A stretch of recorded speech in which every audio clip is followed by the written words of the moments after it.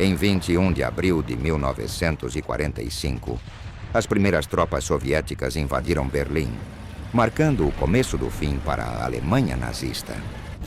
A história oficial, tanto soviética quanto americana, apresenta essa invasão como um ato heróico de libertação, no qual os soldados aliados chegaram para salvar o povo alemão da tirania de Hitler. Mas a realidade após a queda do Terceiro Reich foi muito diferente. Em vez de uma libertação pacífica, o país se transformou em um inferno para milhares de mulheres alemãs. Com a resistência esmagada e sem nenhum freio moral ou legal, as tropas invasoras tanto do Exército Vermelho quanto dos aliados ocidentais desencadearam um nível aterrador de violência contra a população civil. As vítimas mais vulneráveis foram mulheres e meninas, submetidas a um destino atroz pelas mãos de seus supostos libertadores. O que aconteceu nas ruas de Berlim e em outras cidades alemãs após a queda do regime nazista foi silenciado pela história oficial, mas seu impacto deixou marcas indeléveis naqueles que o vivenciaram. Esta é a verdade oculta sobre a invasão aliada à Alemanha e o destino abominável de suas mulheres. Bem-vindo ao Wartime Archive. O Inferno em Berlim. A vingança do Exército Vermelho. Em abril de 1945, Berlim havia se tornado uma armadilha mortal para os civis presos na última grande batalha do Terceiro Reich. Estima-se que cerca de 1,5 milhão de mulheres e meninas ainda permaneciam na cidade naquele momento, muitas delas viúvas de guerra ou deslocadas pelos incessantes bombardeios da artilharia soviética. A cidade estava em ruínas, sem água potável, sem eletricidade e com os estoques de alimentos à beira do colapso. No entanto, o pior ainda estava por vir.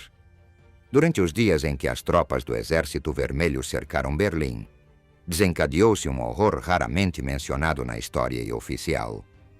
Entre 24 de abril e 5 de maio de 1945, enquanto as forças soviéticas consolidavam o controle da cidade, milhares de mulheres alemãs foram vítimas de agressões brutais.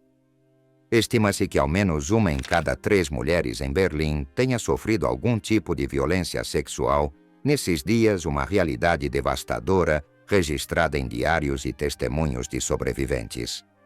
A queda de Berlim não significou apenas o fim do nazismo, mas o início de uma das mais impiedosas represálias da Segunda Guerra Mundial. A última linha de defesa do Terceiro Reich era composta por soldados exaustos, homens idosos da milícia popular e adolescentes das juventudes hitleristas, muitos deles sem experiência em combate. Com a cidade cercada e a resistência dizimada, o Exército Vermelho avançou sem piedade, destruindo bairro por bairro. As estimativas oficiais apontam mais de 900 mil baixas alemãs e 360 mil soviéticas e polonesas na Batalha de Berlim. Mas por trás desses números havia um horror silenciado. Relatos de mulheres atacadas repetidamente por grupos de soldados, muitas das quais perderam a vida após os ataques. Embora os números exatos sejam difíceis de determinar, historiadores calculam que entre 20 mil e 100 mil mulheres tenham sido vítimas dessa brutalidade apenas em Berlim. No restante da Alemanha, as estimativas chegam a até 2 milhões. Mas o que aconteceu em Berlim não foi um evento isolado. A violência desencadeada pelas tropas soviéticas foi, em grande parte, alimentada por anos de sofrimento, propaganda e desejo de vingança. A Operação Barbarossa. A invasão alemã da União Soviética deixou um rastro de massacres, execuções e destruição total nos territórios soviéticos. Hitler havia ordenado uma guerra de extermínio na frente oriental, na qual cidades soviéticas foram arrasadas, civis assassinados e prisioneiros de guerra tratados com extrema brutalidade. O Exército Vermelho havia sofrido enormemente. A URSS perdeu mais de 27 milhões de pessoas durante a guerra. Os soldados soviéticos que marchavam rumo a Berlim não eram apenas combatentes endurecidos por anos de guerra, mas também sobreviventes da devastação causada pelos alemães. A propaganda de Stalin alimentava ainda mais o ódio contra os alemães, e quando as tropas soviéticas finalmente cruzaram a fronteira do Reich, não o fizeram apenas com sede de vitória, mas com um profundo desejo de vingança. A queda de Berlim foi o clímax de uma guerra marcada pelo ódio e pela destruição. A brutalidade com que o Exército Vermelho avançou foi intensificada pelo álcool encontrado nas adegas abandonadas pelos alemães em retirada. Além disso, à medida que libertavam seus compatriotas dos campos de prisioneiros nazistas, o ressentimento aumentava. Em Berlim, a resistência alemã ocorreu rua por rua, com civis e soldados defendendo seus lares até o último suspiro, numa luta desesperada e sem esperança. O ministro da propaganda nazista, Joseph Goebbels, havia ordenado que a população resistisse até a morte, prometendo que a cidade se tornaria uma fortaleza inexpugnável. Mas a realidade foi outra. Berlim caiu e, com ela, a promessa de uma resistência gloriosa se transformou em um inferno de fogo, destruição e sofrimento para aqueles que ficaram presos em seu interior. O inferno diário em Berlim. Violência, doenças e abortos no pós-guerra. Durante os primeiros meses da ocupação aliada em Berlim, o abuso contra as mulheres se tornou uma rotina aterrorizante. Em uma sociedade devastada pela guerra, onde a morte e a fome faziam parte do cotidiano, os ataques a mulheres e meninas eram aceitos com indiferença tanto pelos agressores quanto pelas autoridades. Não houve protestos nem punições. Simplesmente aconteceu. Para muitas mulheres, esse inferno foi apenas mais um capítulo da tragédia que já haviam vivido. Perderam seus lares sob os bombardeios, viram seus maridos morrerem na frente de batalha, seus filhos adoecerem e morrerem de desnutrição, seus pais falecerem por doenças sem tratamento. Em meio a essa realidade, a violência sistemática contra elas se tornou mais uma forma de sofrimento diário.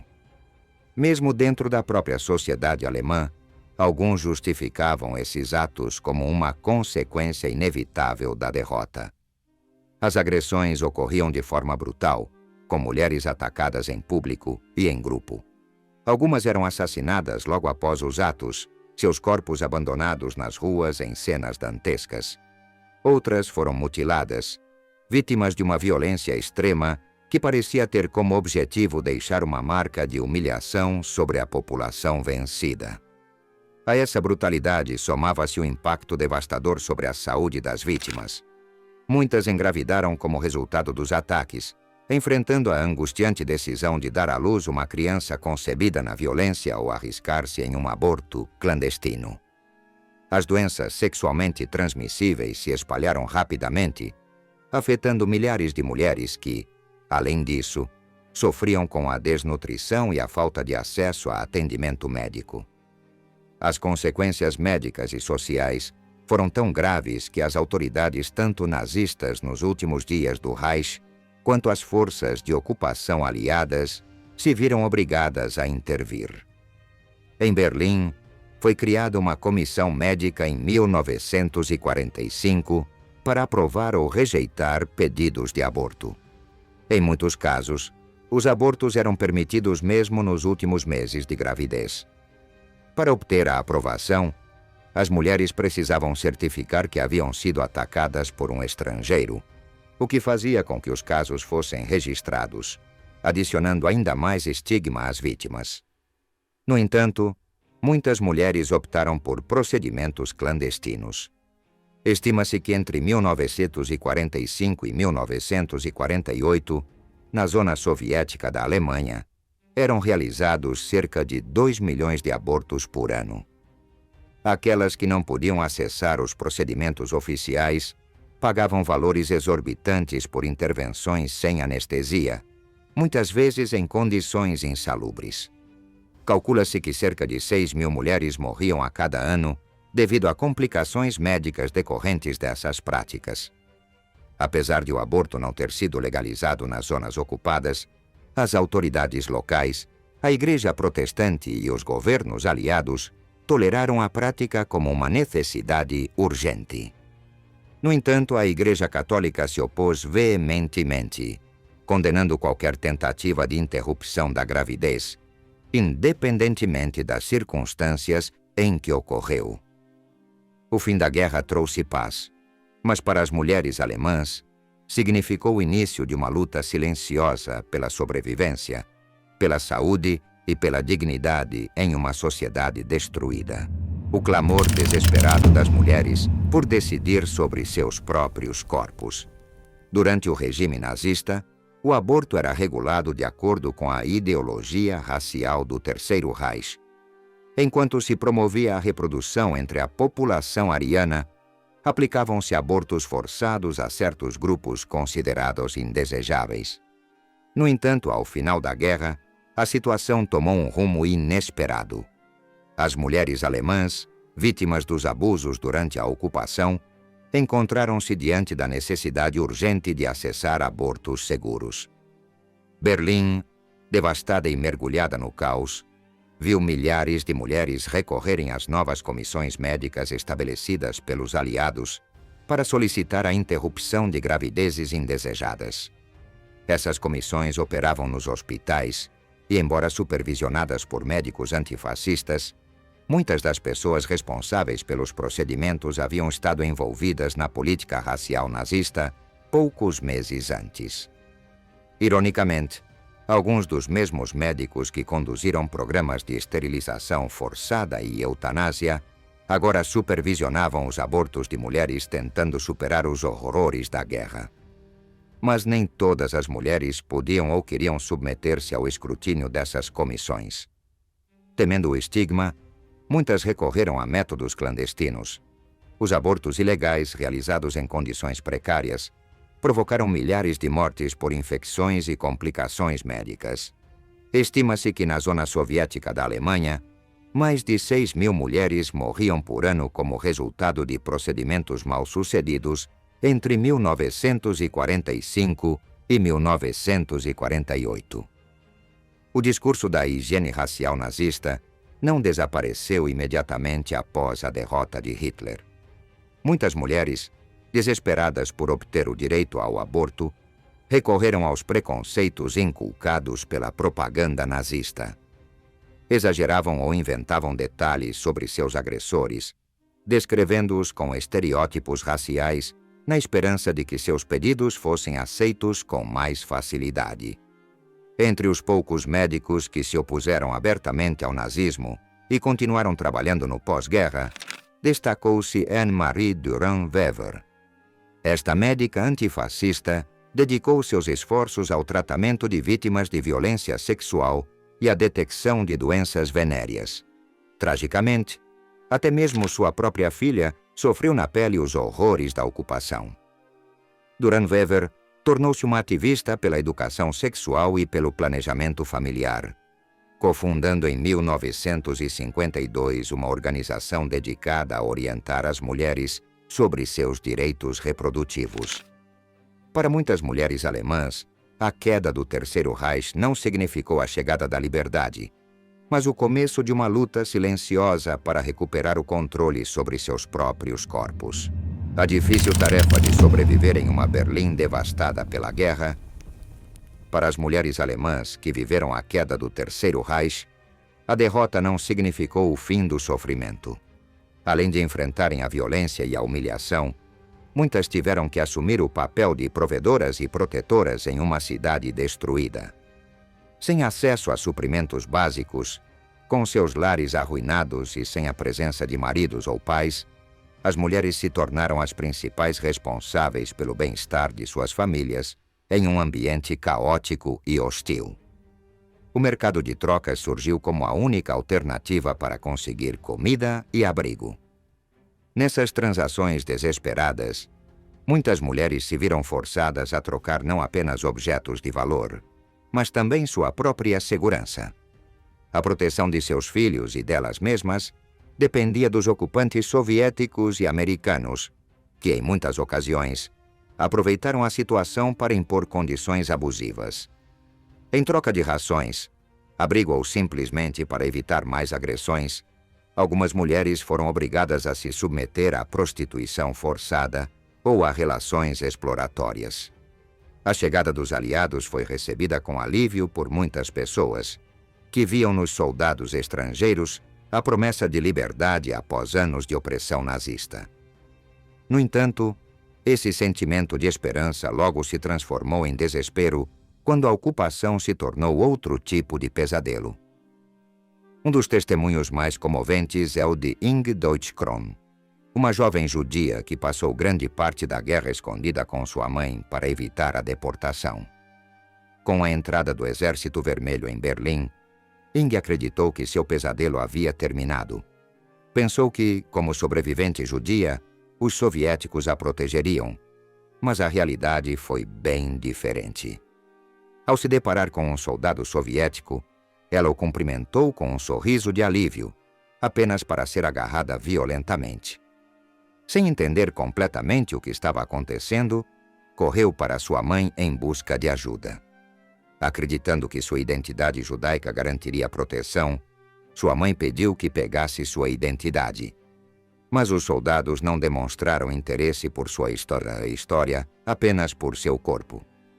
A jovem foi perseguida e atacada, primeiro na rua e depois dentro de um prédio abandonado. Seu relato descreve com detalhes assustadores como, em meio à devastação, a humanidade dos soldados havia desaparecido. Inge deixou de sentir, deixou de resistir.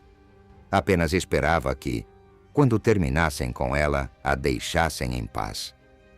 Sua história é apenas uma entre milhares que ocorreram em Berlim em 1945 relatos que, com o tempo, foram esquecidos, mas que continuam sendo testemunhos do horror que acompanhou a queda do Terceiro Reich.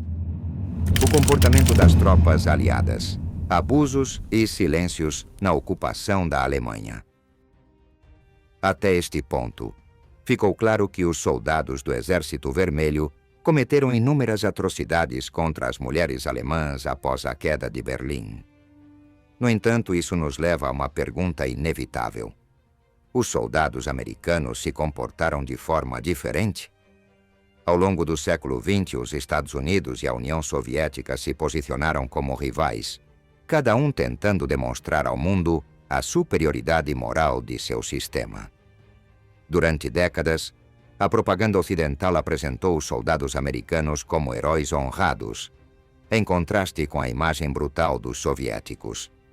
Foram divulgadas imagens de militares norte-americanos sendo recebidos com abraços pelas populações libertadas, distribuindo doces às crianças e celebrando o fim da guerra em um clima de igualdade e júbilo. No entanto, a realidade da ocupação americana na Alemanha estava longe dessa versão idealizada. Diferentemente de sua entrada na França, onde chegaram como libertadores e se comportaram como hóspedes respeitosos das tradições locais, os americanos consideravam a Alemanha um território conquistado. Os anos de propaganda de guerra haviam incutido um ódio profundo contra tudo que era alemão, o que justificava, para muitos soldados, comportamentos abusivos e criminosos. Em sua mentalidade, os alemães não passavam de vermes, inimigos vencidos que não mereciam qualquer consideração. Esse desprezo se traduziu em saques, destruição e ataques contra a população civil. As mulheres alemãs não foram exceção. Para os soldados americanos, conquistar mulheres alemãs tinha duas funções. Por um lado, eram vistas como troféus de guerra, um símbolo da derrota total do inimigo.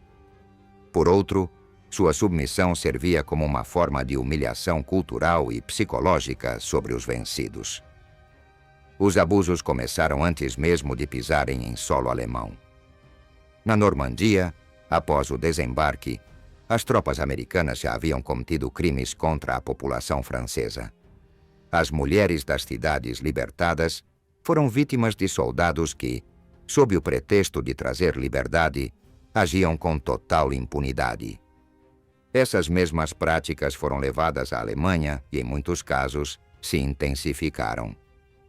Um dos fatores que contribuíram para essa onda de violência foi a permissividade dentro do próprio exército americano. Na época onde havia um temor generalizado nas altas patentes militares sobre a fraqueza moral e o risco de homossexualidade entre os soldados. Para evitá-lo, incentivou-se a promiscuidade, normalizando os ataques sexuais como um mal menor em um exército que estava em combate há anos. Embora não existam registros oficiais que documentem a magnitude exata dos crimes cometidos pelas tropas americanas na Alemanha, centenas de testemunhos e documentos vieram à tona com o tempo, revelando uma história silenciada por décadas. A ideia de que os soldados aliados foram os heróis absolutos da guerra começa a ruir quando se analisam os horrores cometidos durante a ocupação. Assim como os soviéticos, os americanos deixaram uma marca sombria na história do pós-guerra na Alemanha.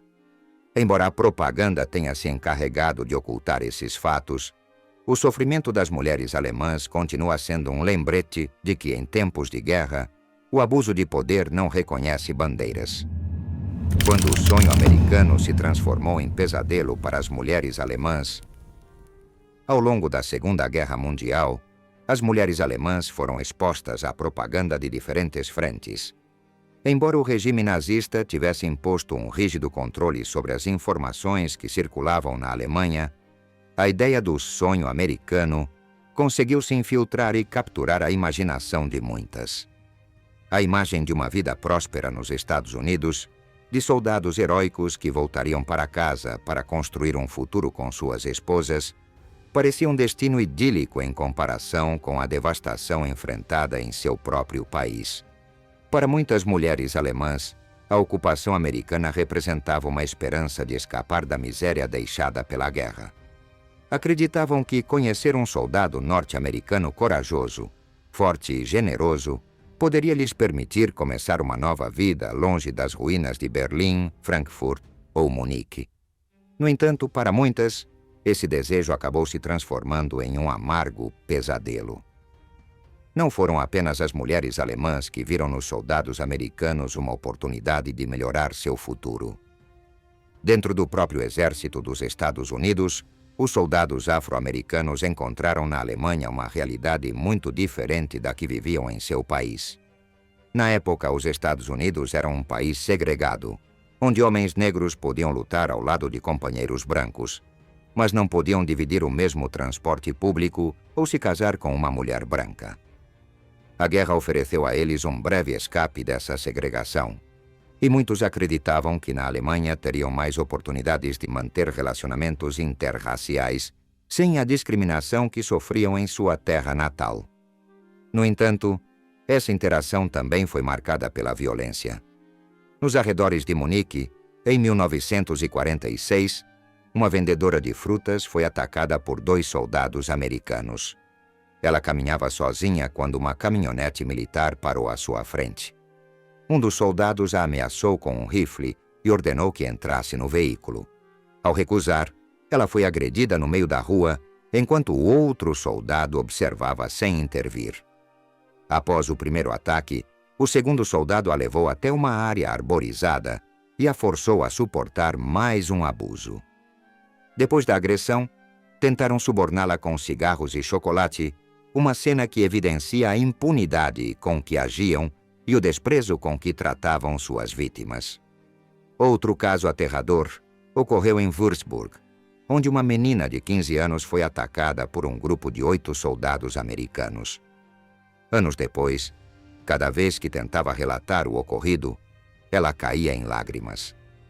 Seu caso chegou à justiça, mas em vez de apoio, ela foi submetida a exames médicos que a fizeram sentir-se revitimizada.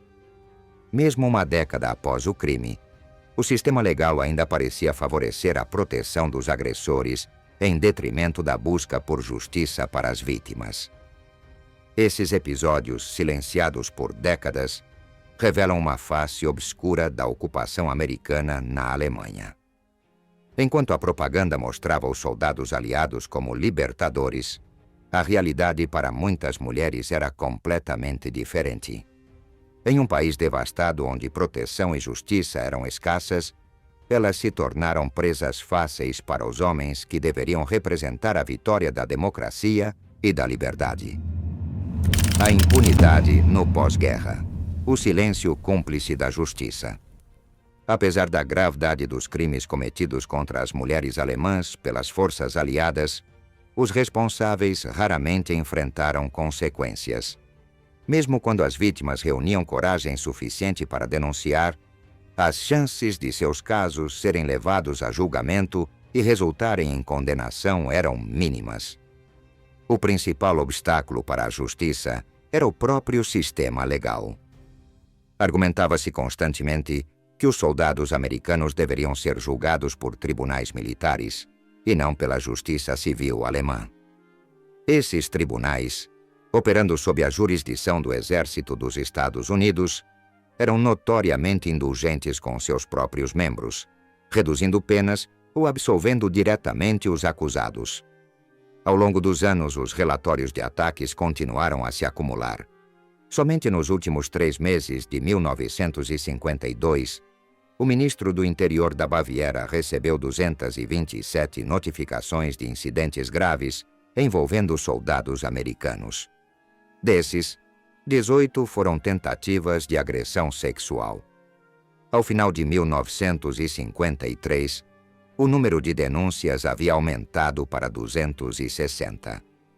O medo de ser atacada por soldados americanos havia se tornado uma realidade cotidiana para muitas mulheres na Alemanha. Um dos casos mais escandalosos ocorreu em 1959, quando uma menina de 12 anos foi atacada e os agressores foram libertados imediatamente. A indignação pública se espalhou por toda a Baviera, provocando protestos e questionamentos ao governo alemão sobre sua inação diante dos abusos cometidos pelas forças de ocupação. Líderes religiosos e políticos exigiram respostas do Ministério das Relações Exteriores, pressionando por garantias de segurança para as mulheres e meninas alemãs. Mas os abusos não terminaram na década de 1950. Em 1963, na cidade de Gelnhausen, em Hesse, onde estava estacionada a 3ª Divisão Blindada dos Estados Unidos, foram registrados roubos, vandalismo e violência nas ruas cometidos por soldados americanos. Entre os crimes denunciados, inúmeros casos envolviam agressões sexuais contra mulheres locais, demonstrando que a violência da ocupação se estendia mesmo 2 décadas após o fim da guerra. Em alguns casos, o abuso não era apenas físico, mas também emocional. Algumas mulheres foram forçadas a manter uma relação exclusiva com soldados, ficando completamente isoladas em quartos onde só podiam ver seus agressores. Para muitas, essas situações eram pouco diferentes de sequestros prolongados, onde o abuso era disfarçado como um falso romance. Outras mulheres, em uma tentativa desesperada de proteger suas filhas, se ofereciam voluntariamente aos soldados na esperança de que suas filhas não fossem atacadas. Essas relações forçadas frequentemente geravam sentimentos contraditórios nas vítimas. Em um ambiente de violência, fome e desespero, algumas chegaram a desenvolver síndrome de Estocolmo, sentindo afeto ou até desejo por seus agressores. A linha entre prostituição, coerção e abuso sistemático tornava-se difusa em um contexto onde as mulheres alemãs careciam de opções e segurança. O silêncio das autoridades e a ausência de consequências permitiram que esses abusos continuassem por anos, deixando uma marca indelével na história da ocupação aliada na Alemanha. Mulheres corajosas reconstruindo seu país e suas famílias. Sem dúvida, a principal tragédia das mulheres alemãs após a Segunda Guerra Mundial tem a ver com o fato de que a reconstrução do país recaiu sobre seus ombros. Depois de anos enfrentando a escassez de alimentos, perdas pessoais, insultos diários e até agressões sexuais, esperava-se que essas mulheres continuassem trabalhando e criando filhos saudáveis em lares despedaçados. As mulheres haviam sido fundamentais no plano de Adolf Hitler para criar uma comunidade ariana ideal, Ao enaltecer as mulheres alemãs como suas companheiras de combate mais leais e fanáticas, Hitler valorizava as mulheres tanto por seu ativismo dentro do movimento nazista, quanto por seu poder biológico como geradoras da raça. No pensamento nazista, uma população maior e racialmente mais pura aumentaria a força militar da Alemanha e forneceria colonos para colonizar o território conquistado no leste europeu. A política populacional agressiva do Terceiro Reich incentivava as mulheres racialmente puras a terem o maior número de filhos possível. Segundo a propaganda do Partido Nazista, o lugar da mulher era estritamente no lar, como mães e procriadoras. Cabia aos maridos trabalhar, ganhar dinheiro e decidir o destino do país. Agora, após a derrota militar e política do nazismo na Alemanha, o papel das mulheres na família do pós-guerra continuou idealmente no mesmo caminho. Mas agora elas também precisavam fazer todo o restante. O trabalho doméstico ou não remunerado ainda era considerado um serviço à família, à nação e ao país. As mulheres tinham que dar à luz e criar os futuros construtores da reconstrução capitalista ou comunista da Alemanha. Na década de 1950, as famílias lideradas por mulheres tornaram-se o núcleo central da reconstrução alemã em todos os aspectos. Isso ocorreu tanto na Alemanha Ocidental, controlada por França, Reino Unido e Estados Unidos, quanto na Alemanha Oriental, a parte comunista do país. O termo Trümmerfrauen tornou-se comum na Alemanha do pós-guerra. A palavra se traduz literalmente como mulheres dos escombros. Seu trabalho específico consistia em limpar os destroços das cidades bombardeadas e reconstruí-las. Estima-se que 3,6 milhões de residências foram destruídas em 62 cidades alemãs devido aos bombardeios aliados, deixando cerca de 7,5 milhões de pessoas desabrigadas. As mulheres dos escombros tinham a tarefa faraônica de recolher e transportar 500 milhões de metros cúbicos de entulho, o equivalente a aproximadamente 150 vezes o volume da Grande Pirâmide de Gizé. As Trümmerfrauen, tanto voluntárias quanto trabalhadoras contratadas, atuavam em todas as condições climáticas. Estavam organizadas em colunas de 10 a 20 pessoas. Sua enorme contribuição para a reconstrução da Alemanha é frequentemente esquecida e ainda mais impressionante se considerarmos as condições precárias em que foram forçadas a trabalhar. Na política da Alemanha Ocidental do pós-guerra, os conservadores tendiam a incentivar as mulheres a ter 2 ou mais filhos. Por sua vez, os social-democratas geralmente argumentavam que os salários masculinos deveriam aumentar para sustentar adequadamente as mulheres e suas famílias. Nenhum dos lados questionava o papel doméstico que as mulheres deveriam reassumir. Nos anos imediatamente após a guerra, o Estado alemão teve que implementar soluções políticas de assistência financeira para famílias lideradas por mães diante da escassez de homens. Mas uma vez que essa situação começou a se reverter, o status de mulher solteira voltou a ser considerado indesejável. Apesar de todas as privações e sacrifícios das últimas décadas, a posição social das mulheres alemãs mudou muito pouco após o fim da guerra. Na verdade, pode-se dizer que sua posição até piorou. Embora o desejo nazista de aumentar a taxa de natalidade tivesse justificado tolerar a procriação fora do casamento, isso continuava sendo uma exceção à regra do matrimônio legal. As soluções que os países derrotados encontraram para o problema familiar foram mais difíceis do que para as nações vitoriosas. As mulheres precisaram cuidar de crianças e adultos incapazes de trabalhar, e muitas vezes recebiam pouca ou nenhuma ajuda do Estado. Esse último aspecto foi um grande obstáculo para que retornassem ao modelo familiar normal, já que muitos homens adultos saudáveis preferiam evitar relações com viúvas ou com mulheres que já tinham filhos. Elas se tornaram mulheres indesejadas, mas ao mesmo tempo essenciais para reconstruir e expandir essa nação industrial. Outra forma de estigmatização das mulheres foi através da disseminação de doenças venéreas. O governo dos Estados Unidos criou uma personagem de desenho animado chamada Veronica Dankeschön, uma alusão óbvia a doenças venéreas. Veronica era uma sedutora insalubre, criada para assustar os soldados americanos e fazê-los encerrar relações sexuais com mulheres alemãs. À medida que os homens alemães voltavam para casa, começaram a chamar essas mulheres de prostitutas.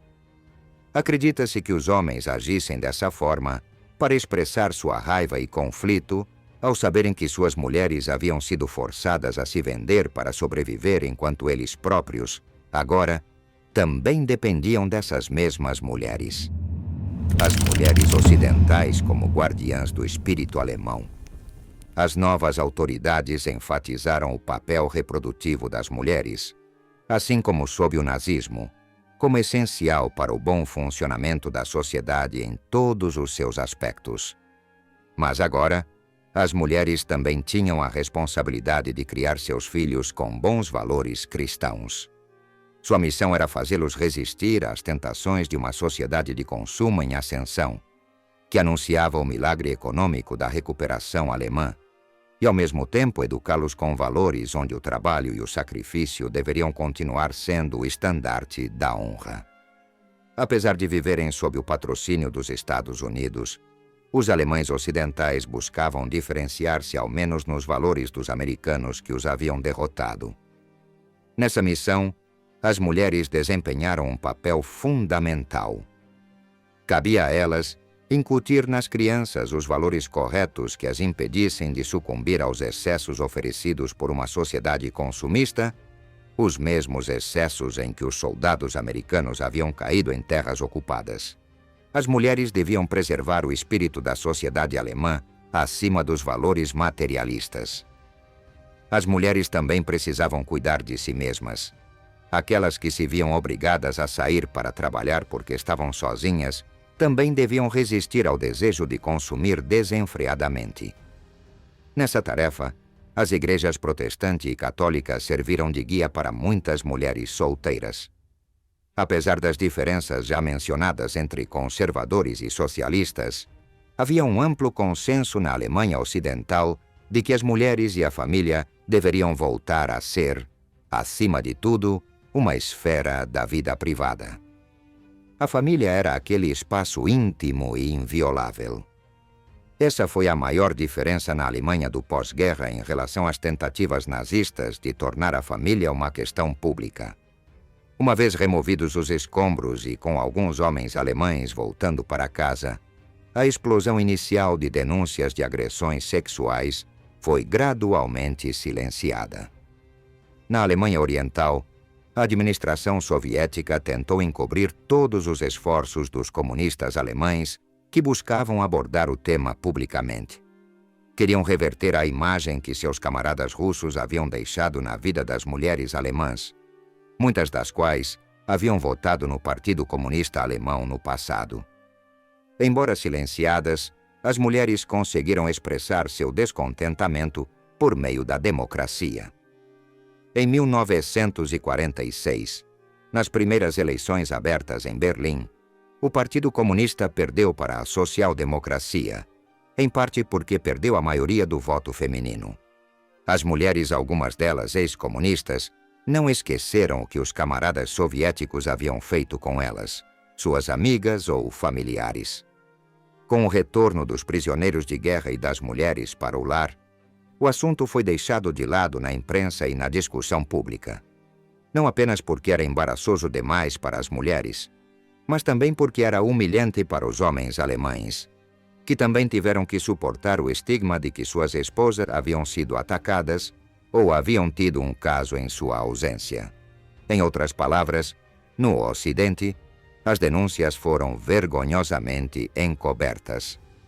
Na Alemanha Oriental, o Estado alemão, sob a órbita soviética, propôs atender urgentemente às necessidades das mulheres e da família, garantindo o status das mulheres e apoiando-as em seu trabalho doméstico. Mas também, devido aos seus valores comunistas igualitários, propuseram a figura de uma mulher mais independente e dedicada, trabalhadora e profissional, voltada para a tarefa de construir o socialismo na Alemanha.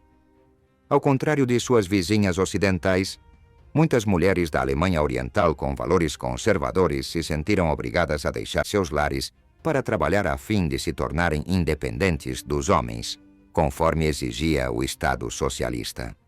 Assediadas pela invasão americana a partir do oeste, pelos soviéticos a partir do leste e por anos de privações sob o regime de Hitler, a situação das mulheres alemãs no pós-guerra foi um verdadeiro inferno.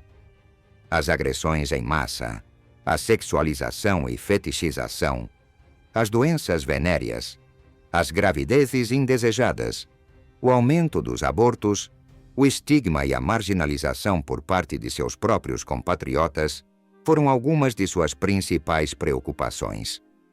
Além de tudo isso, as mulheres ainda tiveram que manter suas experiências traumáticas em segredo.